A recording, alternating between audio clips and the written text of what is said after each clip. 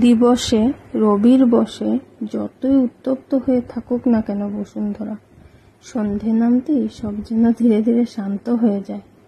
মায়ের কপালের ওই লাল টুকটুক সিঁদুরের ফোঁটা কে যেন আকাশে লিপে দিয়ে এসেছে।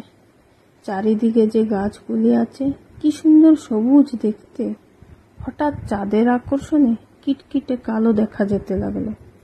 তবুও পাখিগুলি তাদের ঘাসকুটোর বাসা চিনতে ভুল করে না। কি দায়িত্ব নিয়েই না ফিরছে খোলা আকাশের নিচ থেকে উড়ে উড়ে।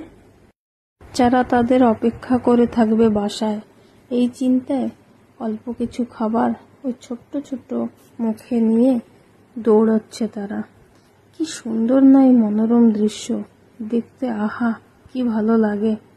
যাই হোক, আজকের এই ছোট্ট অনুভূতিটাকে তোমাদের সঙ্গে এই ছোট্ট একটা পেন্টিংয়ের মাধ্যমে শেয়ার করলাম। আশা করি তোমাদের সবার অনেক ভালো লেগেছে।